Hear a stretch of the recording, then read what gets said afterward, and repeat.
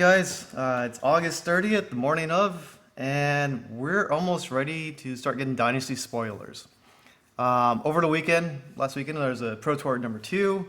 We had Breyer take the whole Pro Tour championship, and we had Prism get Live in Legendary. So lots of things going on right there, but for me personally, most exciting that was announced last week was the Emperor. The Emperor is freaking badass. Um, we knew he was going to be a guy coming out, right? So we knew that. And you're like, oh, is he a wizard? Is he a warrior? Well, he's fucking both. He does. He's a royal, draconic, warrior, wizard, hero, young. So that's a lot of words to take in, lots of keywords to take in right there. But from a collectability standpoint, not like a playability standpoint, is I'm very interested now that if you're a warrior main or a wizard main, your collection can now transfer over to a new hero. That means these heroes aren't necessarily isolated anymore. You might have new heroes in the future that can take advantage of your collection, which I think is a fantastic space. Especially after, like, for example, Prism went Live in Legend, Chain went Live in Legend. Again, those heroes share cards with other people in their classes, but they don't make you want to transfer to another class. And for example, Briar might go Live in Legend soon too, which means 2 of the 3 main Rune Blades might go out. But before we go into that, let's just look at this right here. So we have 2 classes on here, Warrior and Wizard. I think that's sick. I mean, he's got that sword right there. Looks really cool. Looks like we're teased that maybe potential sword going to be released in the set. But he also has the talent, Draconic, right there, right? So, and he also has Royal. So is this 2 talents right here? Or is Royal a new keyword, something new? So we don't know. But this opens a space, which we saw a little bit too beforehand, was like having old heroes such as Bravo get updated with new keywords, allowing them to change. This also allows really flexible heroes. It's just young at the moment. Be interested to see if this starts hitting the CC space, but I think it's really exciting from a collectability standpoint that your collections can then have more flexibility in how they are used. So I really like this quite a bit. I'm not going to go too much into how this guy plays out. We don't have any cards released yet for Dynasty, which Dynasty, we're going to start getting spoilers on August 31st or September 1st. Coming up pretty soon, like 2 days from now. So we're going to get those really, really soon. Really excited about it. I know people are bitching about Command & Conquer. It needs to be reprinted. Well, fuck, it just got reprinted in history packs. How many reprints do we need, right? So buy your history packs if you want Command & Conquer. Don't bitch about the price. There's so many cards in this game. Some cards have to have value. You can't just have everything be $10 each. So this looks really cool. And from a collectability standpoint, as again, I'm really excited. And it's like, okay, well, do I want to have the Valiant Dynamos, or do I want Storm Striders for this guy? Do I want to have Metacarpus Node, or do I want to have the Brave Forge Bracers? What equipment am I going to use? Or is this guy going to be really flexible that you could mix and match the Warrior and Wizard armor and weapons?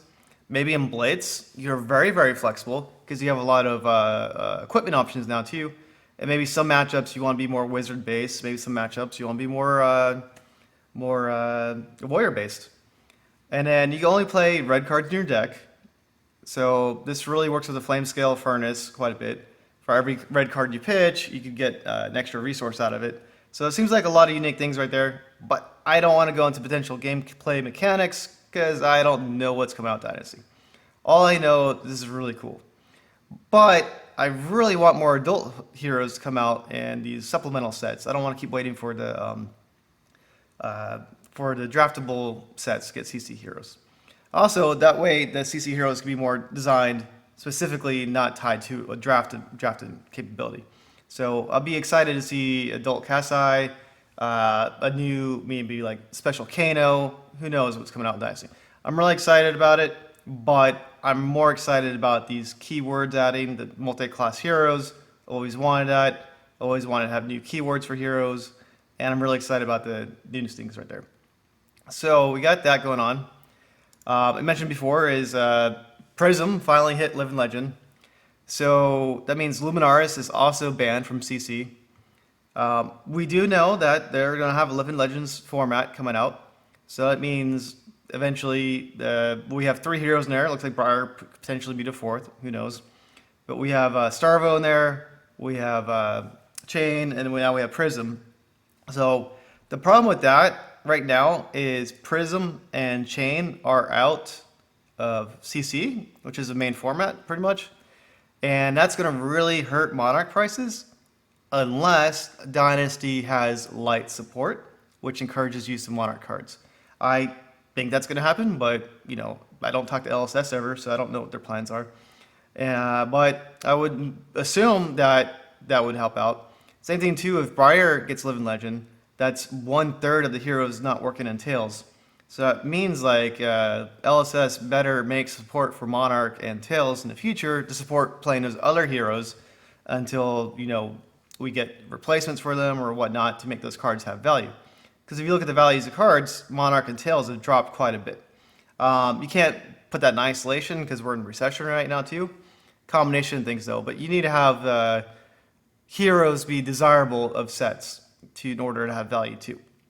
Again, the legendaries and Monarch and Tails are fantastic and all that. I love the sets quite a bit, but we need to have some sort of replacements for those heroes coming up, or a timeline or schedule or whatever it is to give faith in those previous products going out of print. I believe this will be communicated in the future. Who knows? Just my opinions from a collectability standpoint and maintaining value in collection is you got to have some sort of like new format open up, Living Legends, maybe some other format between CC and Blitz that can make those heroes used, because this is only not used in Classical Constructed, right? So when this is banned or suspended, does not work in Classic Constructed, but it works in every other format. So if they make new formats, those are still useful. So I would not fire sell your Luminaris. It's a fantastic, beautiful card. Cold foil is awesome. Don't worry about your collection from that standpoint, but be mindful that Flesh and Blood is expanding. They're gonna add player versus environment coming out next year, PvE. So I would not sell off your collections yet. If you do, I would buy it very, very low price from you guys. So who cares? If you want to do that, I don't recommend it. But you got that. And then just look at the 11 Legends I was talking about. Starvo killed it that one time, 1,500 points in like 2 months. A little more than that. You got Chain out, Prism out. You got Briar 842. She could very easily get kicked out of the format very soon. Viserai, everyone else is pretty low right there. So this really opens up the field for playability. I love Katsu. My only fear now is that the Guardian's are going to take over. But there's a lot of other heroes to play from. So it'd be interesting. I haven't tried playing Dromai yet. So I'm excited about that. And we're going to get more heroes too. So just because we lost these 3 heroes, we have 3 to 4 more sets coming out next year, which introduces a lot more heroes. So I wouldn't be upset about that. But it would be nice to get more adult variants of some of the young heroes we have, because I really want to play Kasai in a CC format. And then last bit of news today is that we have Dynasty Spoilers coming out September 1st. That's New Zealand time, so probably it'd be Wednesday, August 31st, United States time. Who knows? I'm excited about the spoilers on this. I always get excited about new things. What am I going to collect a new set? What heroes I'm going to play? Whatnot. As I mentioned before, this summer messed up my whole routine. I'm hoping to get back into my routine with Dynasty, getting some new events going on. I'm going to be at Worlds coming up. I'm not going to be at Nationals, but you can only do so much in life. So guys, I'm really looking forward to these things.